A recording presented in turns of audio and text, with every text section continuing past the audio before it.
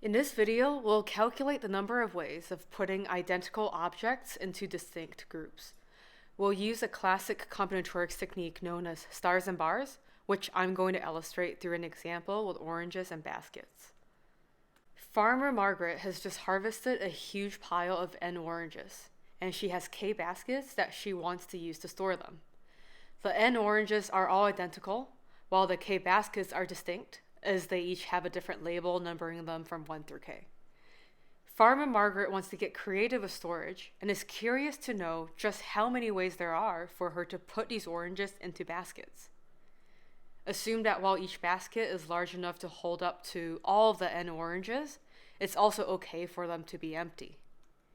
You can pause here if you want to work out the problem yourself, otherwise keep listening for the solution. One helpful way of thinking about the problem is to visualize the oranges in a line layout. Since each of the N oranges would go into one of the K baskets, we can arrange the oranges in order of the baskets they belong to, like this.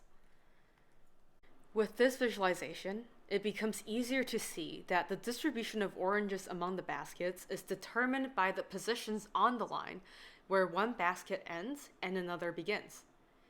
An easy way to think about these positions is to view them as dividers that separate the oranges in one basket from those in the next. And since there are K baskets, we know that there are K-1 of these dividers. With this visualization, we can also more easily see that each distinct way of placing these K-1 dividers among our line of oranges corresponds to a distinct way of putting oranges into baskets. So to calculate the number of ways to place N oranges into K baskets, all we need is to figure out the number of possible placements of these K-1 dividers. And this now becomes a much simpler problem, where we have a line with N oranges and K-1 dividers, which makes for a total of N plus K-1 slots on the line. Then, to place dividers on this line, all we need is to choose K-1 slots on the line for dividers, and then we can simply fill the rest of the slots with oranges. And of course, the number of ways to choose K-1 spots for dividers on a line that has N plus K-1 slots to choose from is just N plus K-1 choose K-1. The method we just used to derive the solution is known as stars and bars, where the oranges are the stars and are separated by the dividers, which are the bars. Through this, we found a general formula for the number of ways of putting identical objects into distinct groups.